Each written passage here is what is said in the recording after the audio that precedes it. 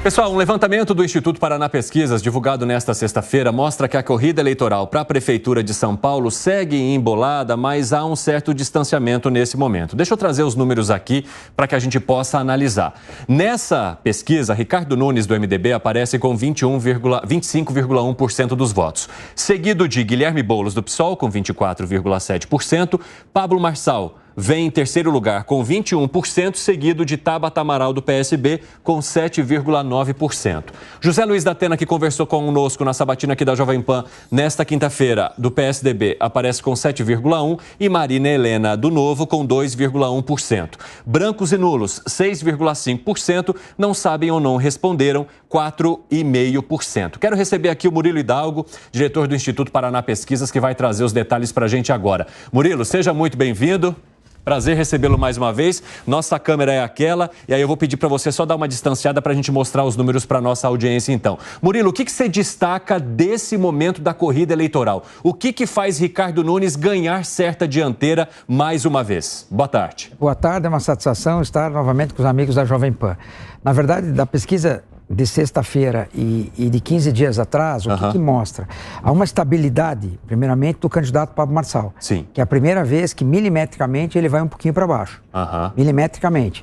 Tanto o Guilherme Boulos quanto o Ricardo Nunes, milimetricamente, também subiram. Sim. Mas uma coisa é clara, todas as pesquisas da semana mostraram que o candidato Pablo Marçal estabilizou. Sim. Estabilizou. Ele já não está mais em onda de crescimento, que é o que preocupava muito os seus adversários, né? A única coisa do Pablo Marçal que cresceu, que é uma preocupação para ele, é a rejeição. Sim. A rejeição dele cresceu bastante. Ele vem crescendo. Pesquisa a pesquisa, a rejeição dele vem crescendo. Eu acho que foi uma tática usada por ele, que no começo deu certo, né? Só que agora está na estabilidade.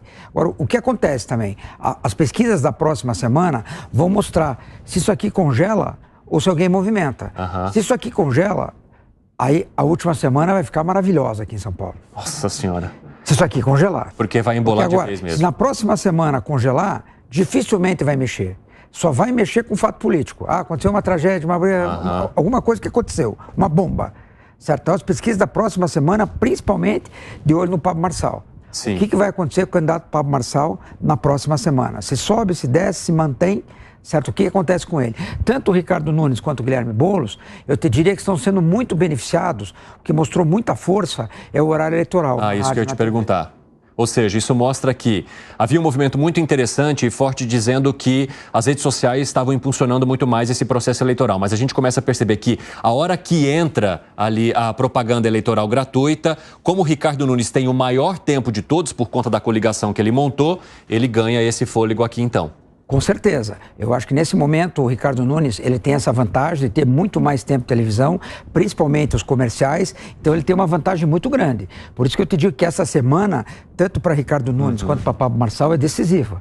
O Ricardo Nunes tem que abrir uma vantagem por esse tempo de televisão que está consolidado para ele, para ver o que vai acontecer, e o Pablo Marçal. Então eu acho que a próxima semana vai ser quente também. Ô Murilo, agora eu quero tirar uma dúvida com você de algo que eu tenho percebido em algumas conversas com pessoas que me param na rua muitas vezes para falar do processo eleitoral. Elas estão falando e usando a palavra voto útil. E aí elas indicam esse voto útil no Ricardo Nunes justamente porque rejeitam Pablo Marçal e Guilherme Boulos. Ou seja, aqui tem a rejeição de ambos, que é grande, principalmente de Guilherme Boulos e de Pablo Marçal subindo. E esse voto útil vindo então para o nome de Ricardo Nunes, que tem mais chance, inclusive nos segundos turnos, nas simulações. Já vou mostrar aqui para vocês. Você percebe também esse movimento? Com certeza. Tem um dado muito interessante de 15 dias atrás. Se a gente olhar Tabata Amaral, da Atena e Marina Helena, eles faziam de 22% a 24% dos votos.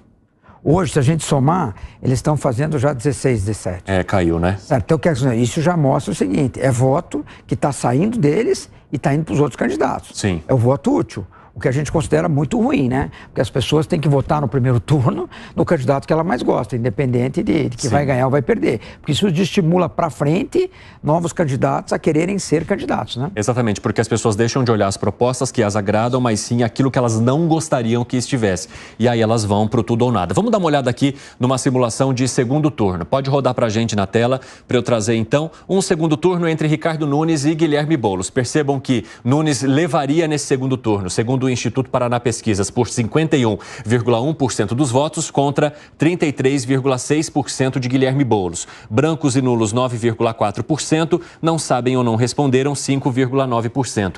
O que você identifica aqui, hein, Murilo? Olha, pela pesquisa, 72, 73% dos votos de Pablo Marçal vão para o Ricardo Nunes.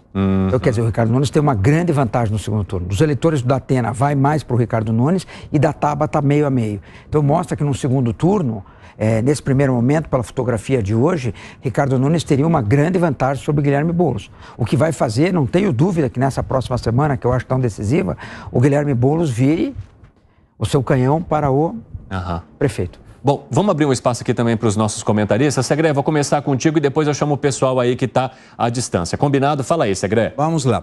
Quando a gente observa, Murilo, a distribuição de votos, nós vemos que um candidato poderia tentar tirar do outro candidato porque esse voto resta de um e soma no outro. Mas eu vejo 4,5, 4,6 de que não sabe ou não responde. Pela quantidade de diferença e a margem de erro de 3%, não seria interessante para esses candidatos irem tentar buscar aquele que ainda não resolveu seu voto para que vote para eles?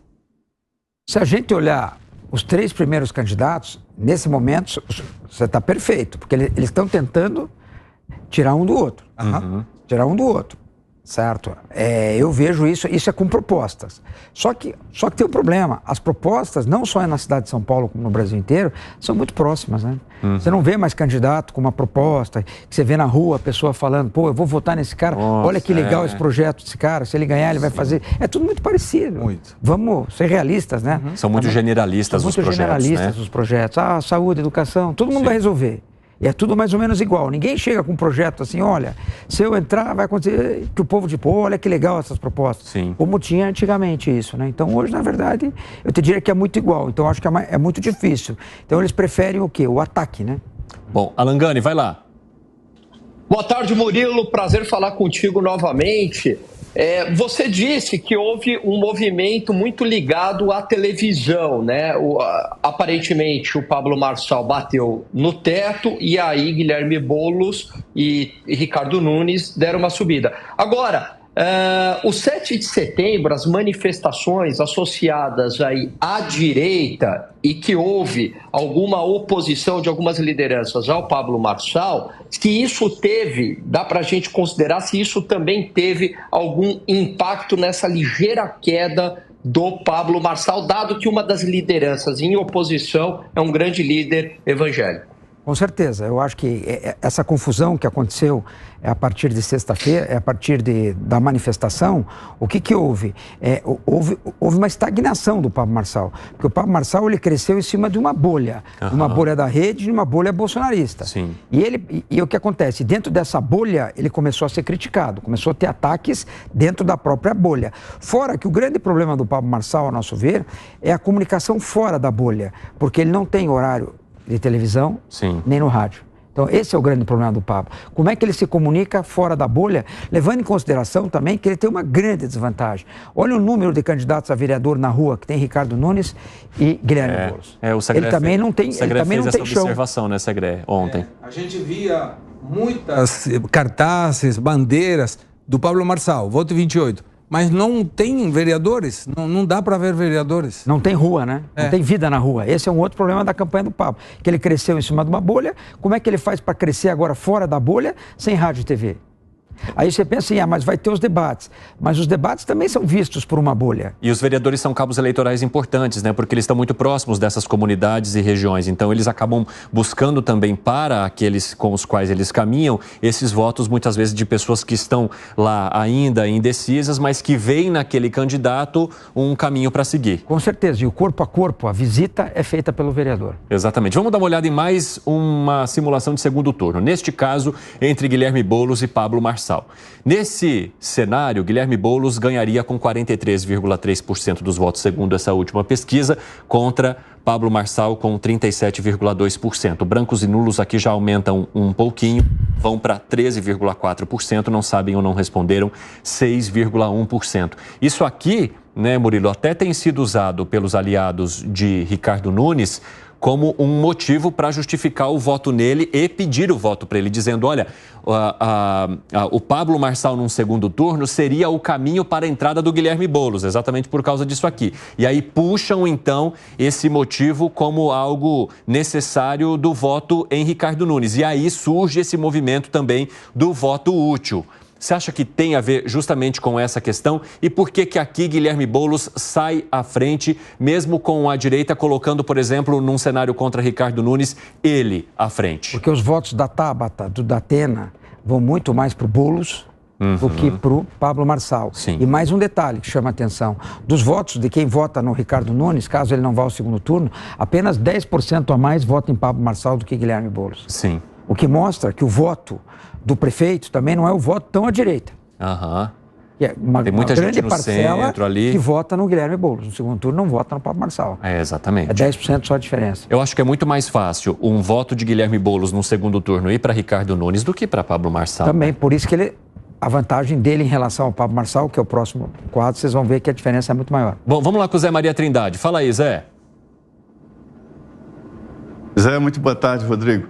Rodrigo, a expectativa era de uma eleição polarizada em São Paulo, direita e esquerda, né? Isso já estava sendo medido e tal. E aí a gente vê principalmente esses três polos, o que é uma surpresa, e vê também lá a Tabata e o Datena, que são outros polos, né? O que há de diferente e qual é a característica desta divisão tão grande dos eleitores de São Paulo? O que representa cada um desses grupos? Olha, Zé Maria, dos eleitores do Datena, você me perguntou, né? Isso. Dos eleitores do Datena, ele tem mais eleitores na mesma faixa do prefeito Ricardo Nunes, muito mais votos de periferia. A gente vê por escolaridade na pesquisa, a escolaridade baixa vota mais no Ricardo Nunes, a escolaridade mais alta vota no Guilherme Boulos, que é o mesmo voto do Datena, certo? Já os votos da Tabata vai meio a meio. Certo? Então, o que eu vejo assim, numa desidratação, pela realidade de hoje, numa desidratação no voto útil, os grandes beneficiados vão ser Guilherme Boulos e Pablo Marçal. Vamos dar uma olhada no próximo cenário, então, por favor, coloca mais um aí. E aí nós temos um cenário entre Ricardo Nunes e Pablo Marçal. Então, direita contra direita indo para um provável segundo turno. E neste caso, o resultado de Ricardo Nunes é bem esticado se a gente comparar com o Pablo Marçal, né? Quase o dobro. A gente está falando de 51,4% contra 27,3% de Pablo Marçal. Brancos e nulos aqui já sobem bastante também. 15,6%, não sabem ou não responderam, 5,7%. Por que chega nesse nível aqui, Murilo? Dos eleitores do Boulos. Que aí vão falar, eu não vou votar nesses dois de jeito nenhum, eu vou anular. Exatamente. Puxa vida. E por que que aqui Ricardo Nunes sai tão elástico se a gente está falando da direita? O pessoal imaginaria que esses votos se dividiriam. Mas aqui a gente tem os eleitores de outros candidatos que estabelecem a sua rejeição muito grande a Pablo Marçal? Exatamente. Uma boa parcela do Boulos vota nenhum, a outra boa parcela vota Ricardo Nunes e quase nada vota Pablo Marçal. E a mesma coisa acontece com os eleitores de Tabata e de Datena. Segredo, tem mais alguma pergunta? Vai lá. Esse ataque do Pablo Marçal, de forma despectiva, aos outros dois candidatos prioritários, Nunes e Boulos, não pode gerar esse aumento da rejeição pelo fato de que o eleitor de algum deles dois diria, cara, não vou votar nele, não sei quem é o outro, se é Nunes ou Boulos, mas não votaria no Marçal?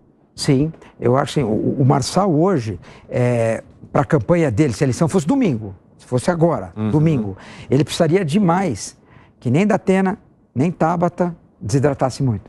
Tá. Que eles mantivessem esses 16% do voto. Se eles amanhecerem, desses 16, eles amanhecerem com 11, 12, 10, ficaria muito difícil para o Pablo Marçal.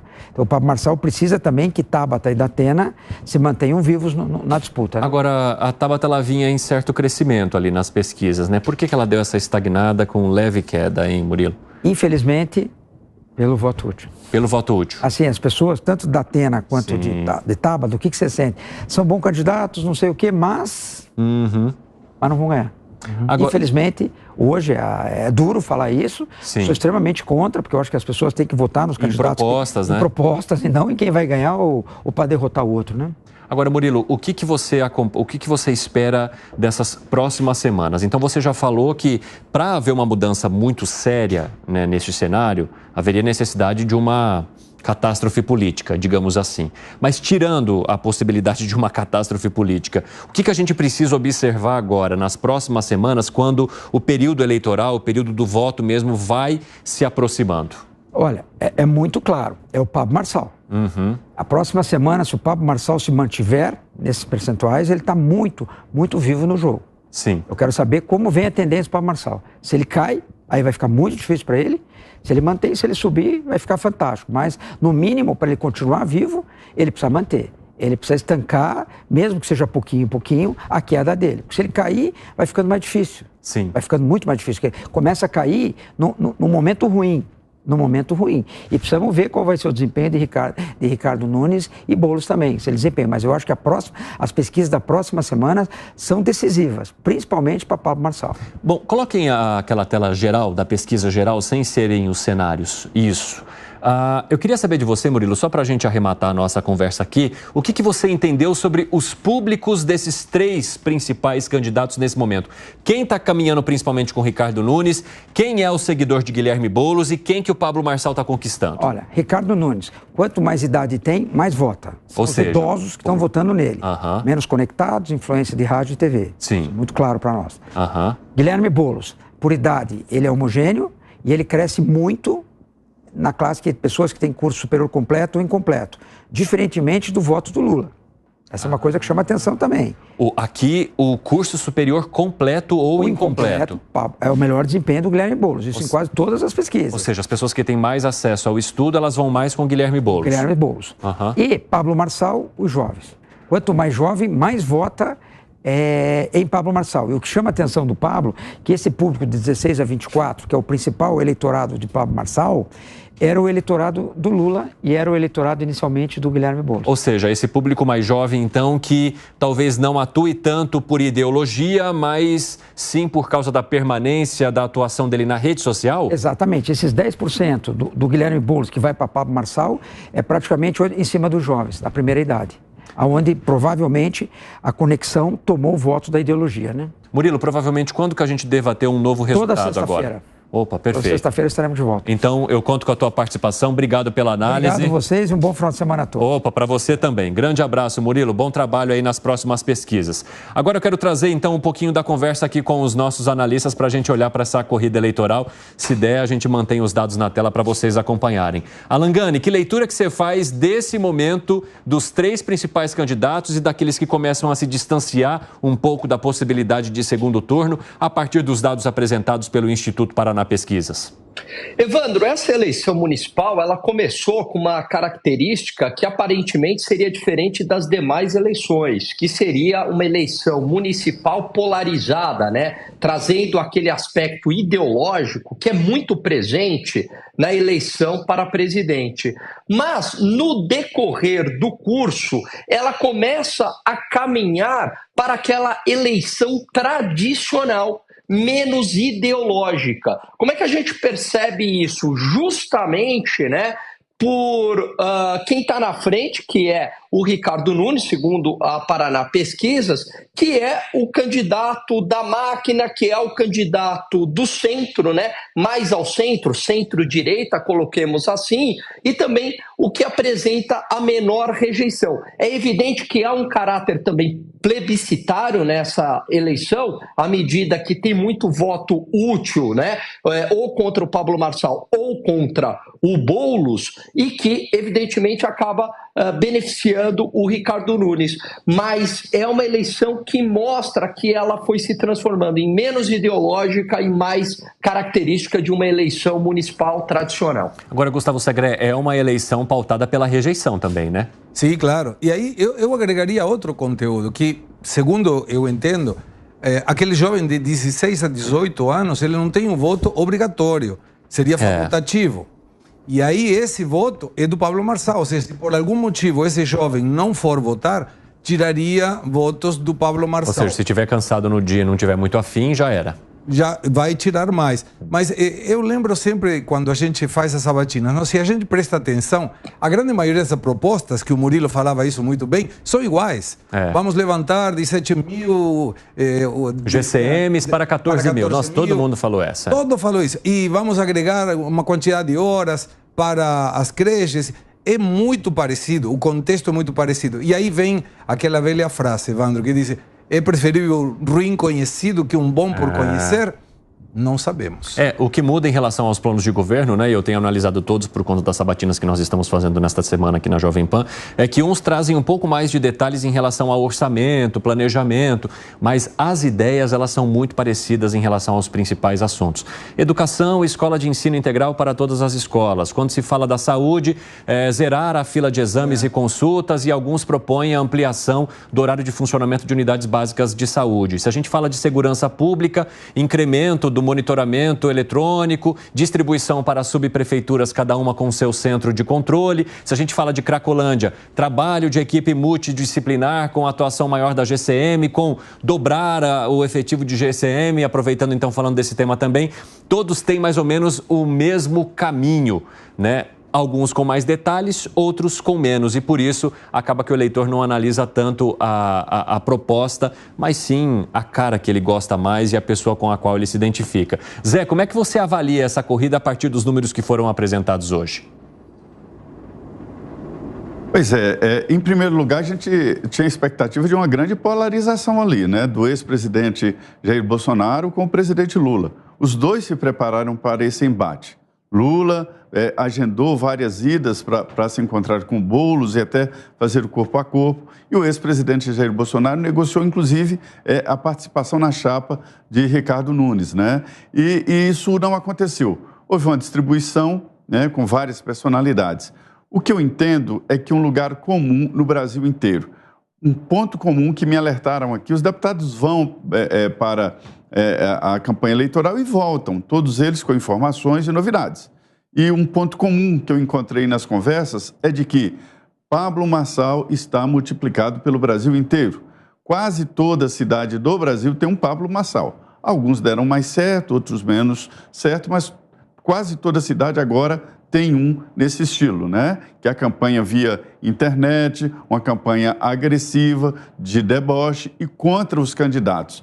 Por outro lado também, acabou, isso é geral, aquela velha política, a distribuição dos caciques eleitorais, aí em São Paulo, PSDB, PT, aqueles nomes famosos, sumiram. Ricardo Nunes é considerado novo na política no sentido mais nacional e na política do Estado. É uma nova liderança, qualquer que seja o resultado.